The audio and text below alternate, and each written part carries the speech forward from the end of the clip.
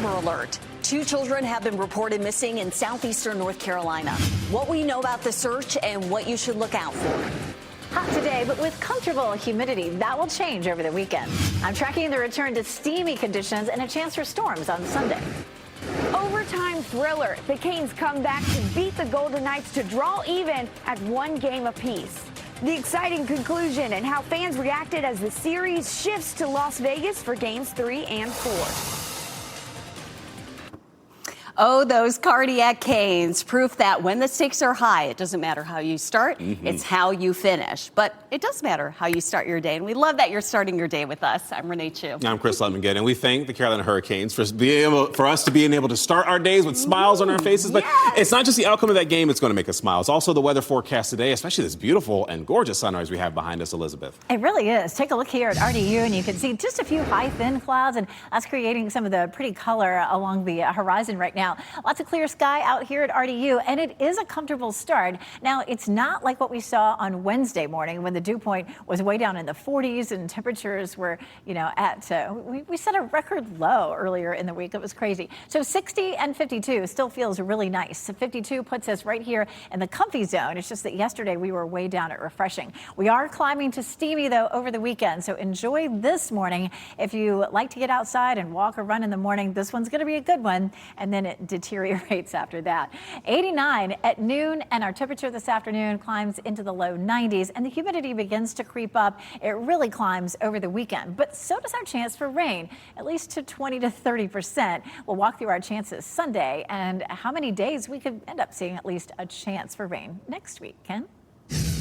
Elizabeth, comfy start to the forecast and a comfortable start as well to your morning commute. All of our major routes really delay-free, including right here at I-40 Miami Boulevard. You can see traffic flowing nicely in all directions. Traffic beginning to pick up a bit, but flowing at a nice steady clip. We're not seeing any delays on any of our major routes heading into the Raleigh-Wake County area. You're coming in from Knightdale, Wake Forest. You're coming in from the Gardner-Johnson County area, all delay-free at this hour. You're getting ready to head into the car, though. Tune us in on the radio, 101.5 HD3. And keep us tuned in all morning long. Thank you, Ken. And if you keep tuned in, you'll, of course, be following us with this breaking story. North Carolina authorities issuing an Amber Alert. This is for 2 missing kids from Brunswick County believed to be in danger. I'm talking about Wyatt and Chance Wilcox, last seen in the Oak Island and Supply area yesterday. They're believed to be with their father, Brandon Wilcox. He's accused of violating a custody order.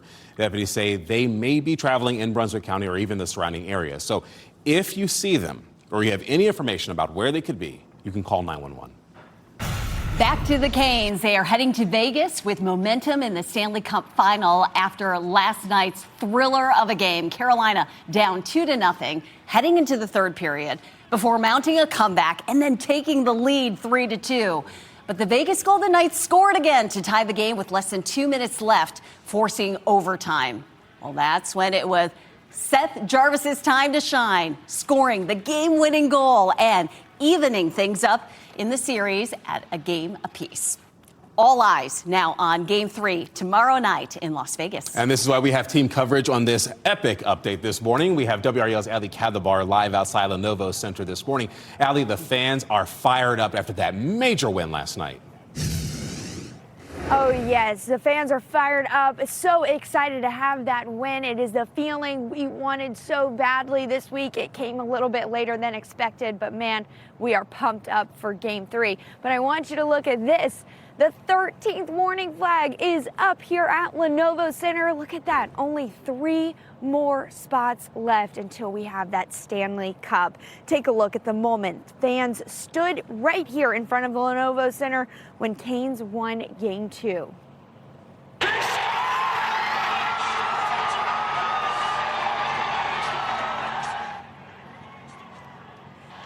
That was the moment Seth Jarvis scored the winning goal in overtime. The watch party outside Lenovo Center erupted. Towel waving, screaming, and tons of celebrating followed a nail-biting game. Hundreds stayed on their feet for hours. Fans tell us they have big plans for the Canes as they hit the road.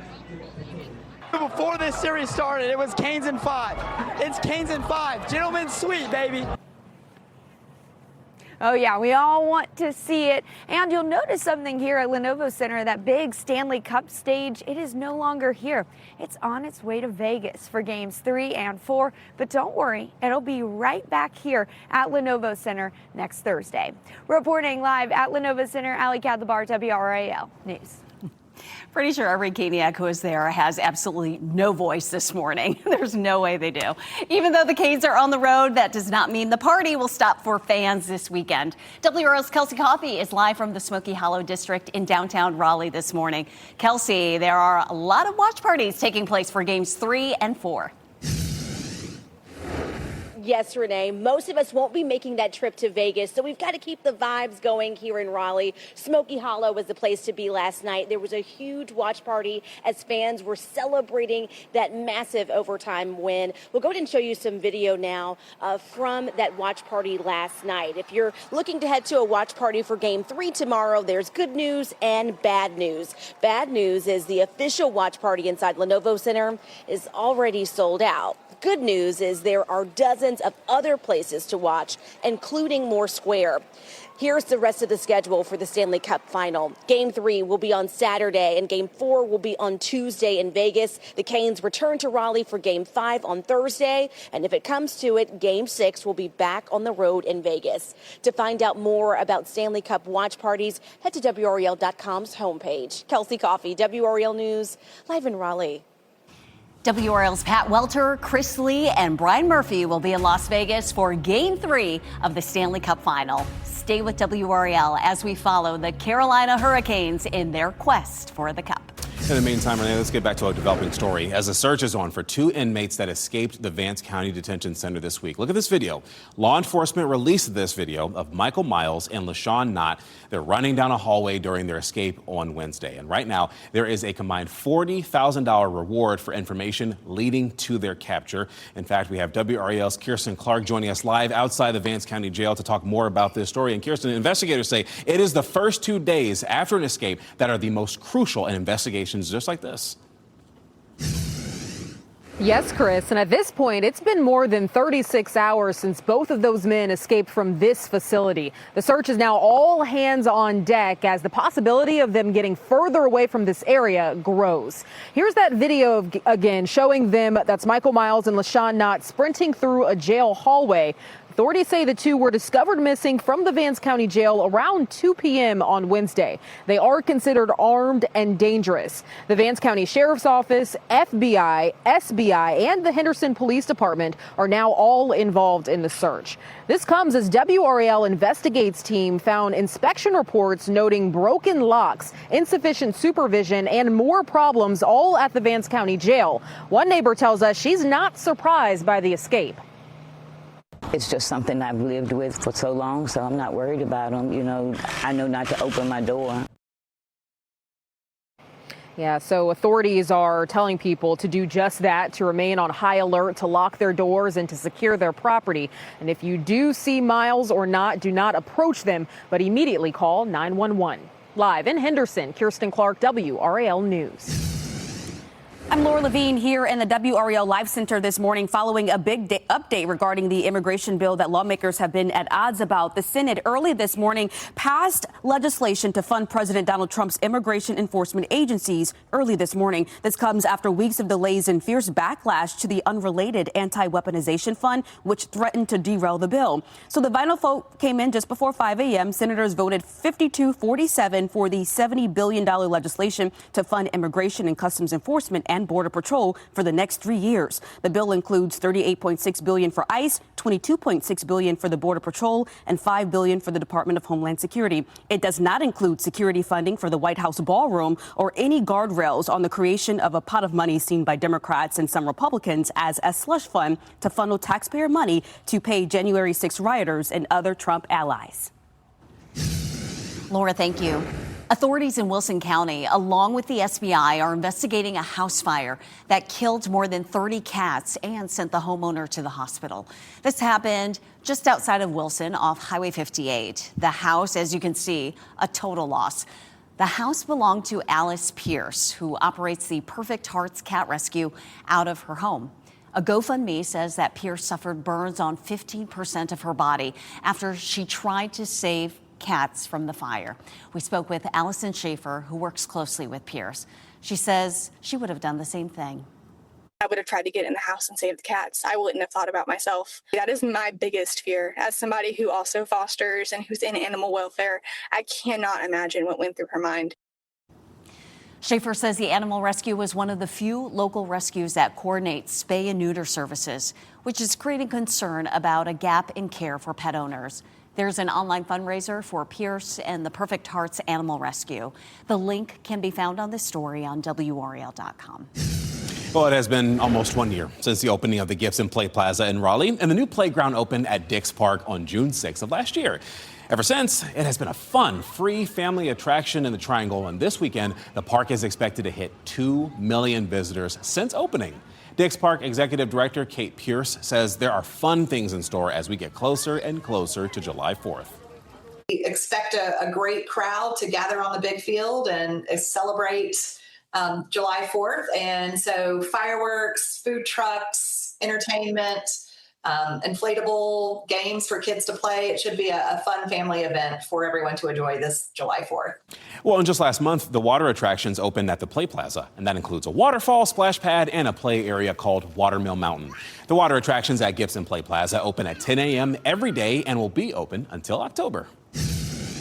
Libraries and AI, how a new statewide initiative is using generative AI to help with information access and digital literacy. Plus, Hamilton and the Triangle. The Tony Award-winning musical is at the DPAC this weekend. That story and more, and Out and About. And our weather story, of course, is the heat and humidity that begins to build over the weekend, but also a chance of showers and storms that begins on Sunday. That could stretch into next week. We need the rain. I'll show you how much we can see. As you get into your car, tune to WRAL News Plus on your radio. In Raleigh on 99.3 FM. In Durham, 96.5 FM. And everywhere on 101.5 HD3.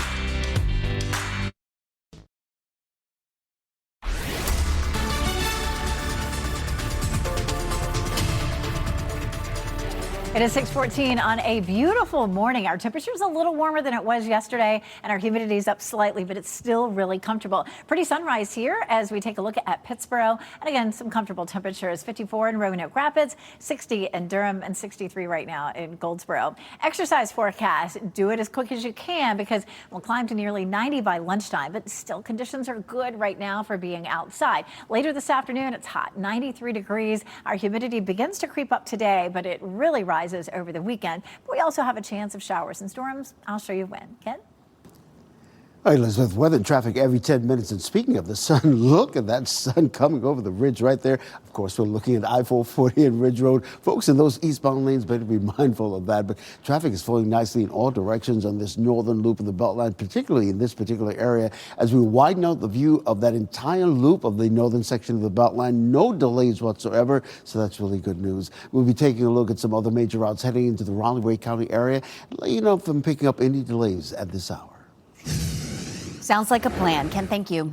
A bridge will be named after a Nash County deputy was killed in the line of duty. Yesterday, North Carolina Department of Transportation voted to dedicate the bridge on Old Carriage Road in honor of Deputy Jared Allison. This is near US 64. Allison was killed on the evening of Thanksgiving in 2020 when trying to stop a motorcycle. UNC Chapel Hill launched a new statewide study on libraries and generative AI. It's called Local Libraries and Generative AI. It was officially launched at the New Bern Craven County Public Library as part of Chancellor Lee Roberts' tour of Eastern North Carolina. The goal, to explore how libraries respond to AI and to ensure communities are involved in future information access and digital literacy. The project runs from this summer through 2028.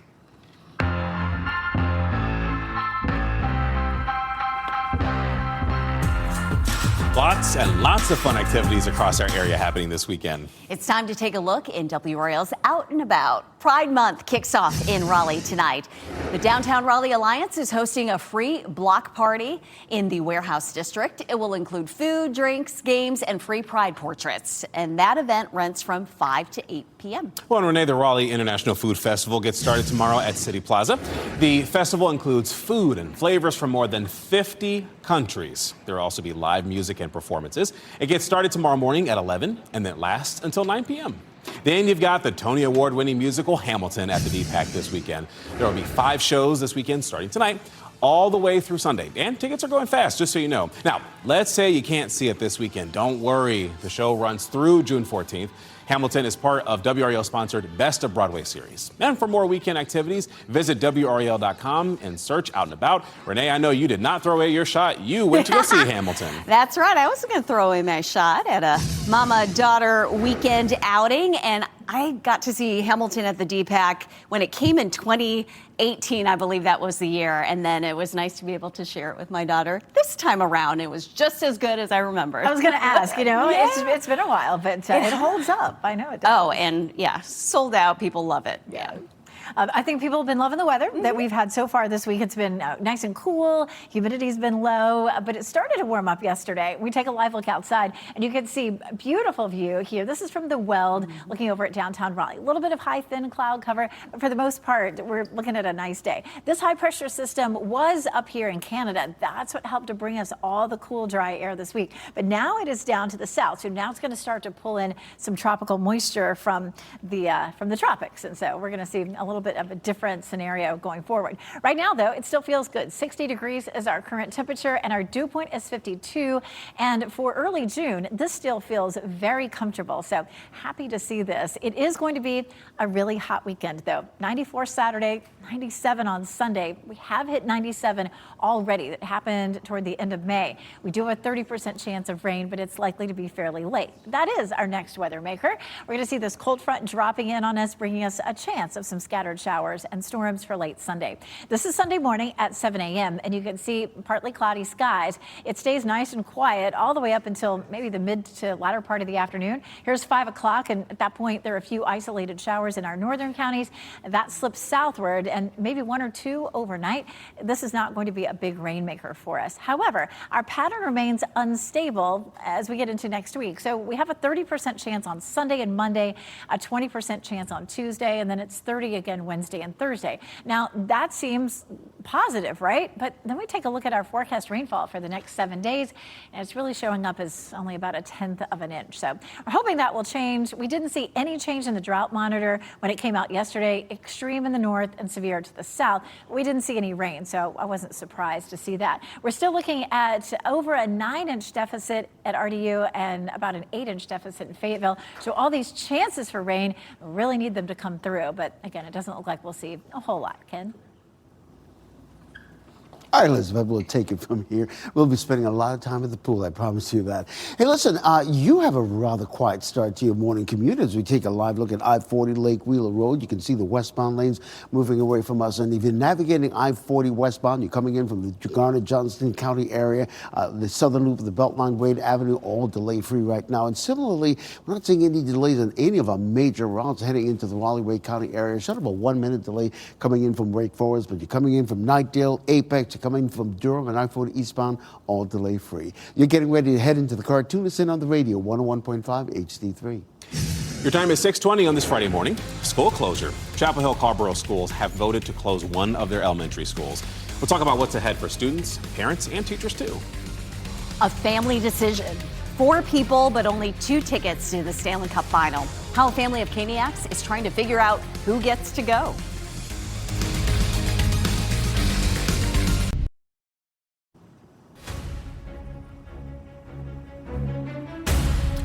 Once upon a time, there was a hockey team that didn't win the first round of the Stanley Cup final, but they did win Game 2 against the Vegas Golden Knights. Oh, it's a story that so many people are waking up to this morning. An awesome way to end an overtime thriller. And like so many fans, being a Caniac, well, it's a family affair. But the question is, what do you do when you have a family of 4 and only 2 tickets to the Stanley Cup final? Who gets to go? How do you figure out that answer? Well, the White family was able to answer that question pretty easily for Game 1. Christy and Stuart White got to see the entire Stanley Cup run in 2006 with their season tickets.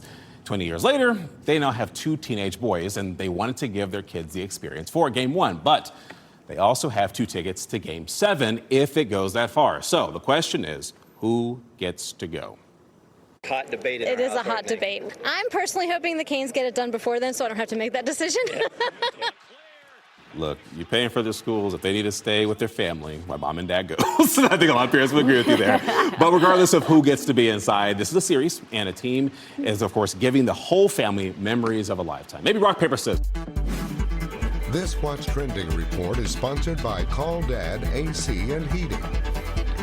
A Madonna sighting in New York, and some San Antonio Spurs fans are taking the internet by storm. We got our friend Ken Smith here to talk about it this morning on What's Trending. So check this out. Pop icon Madonna making a special appearance in Times Square. The 67-year-old performed a 15-minute pop-up concert last night. Also, Madonna plans to release her 15th album next month. Yeah, she's going to headline the first FIFA World Cup final halftime alongside BTS and Shakira. And that will be on July 19th at MetLife Stadium in New Jersey, I should say. So pretty cool. The first album I ever bought was a Is that Madonna right? album. Yes. And now we know. How cool is that? So, we're excited about the Canes run, but the NBA Finals are also happening now as well. And there's a special group of Spurs fans going viral. These Salesian sisters, devout Spurs fans, becoming an internet sensation. They've been Spurs fans for nearly 2 decades now. The Spurs, local businesses there in San Antonio, giving them the royal treatment, including gifting them free game tickets and custom-made sneakers. While fans have called them nuns, they are not actually nuns, but religious sisters, and they spend their time ministering in their community. I don't know. I think about when the Steelers had that priest bless the end zone, and they ended up waiting to get. I'm just saying, there may be something to it. Something to it. They're devout followers of the religion of basketball. There you go. Happening today, the North Carolina Museum of Life and Sciences will reopen its red wolf overlook to guests. It comes a month after 5 critically endangered red wolf pups were born. All of the pups have gone through initial health checks. They are doing well. And the best time to see them is early in the morning, just after opening, or late in the afternoon before closing. You can get your tickets on the museum's website. We're talking about that overtime thriller. The Carolina Hurricanes beat the Vegas Golden Knights to Game 2 of the Stanley Cup Final. So, how fans feel about the Canes' momentum as they head to Las Vegas for Games 3 and 4. Search intensifies. Local, state, and federal authorities are looking for 2 inmates who escaped from the Vance County Detention Center. Why time is becoming a critical factor. And here's the place you want to be this afternoon and all weekend, on the water. Our high temperatures are climbing, and so is the humidity. I'll walk you through the hottest day this weekend coming up.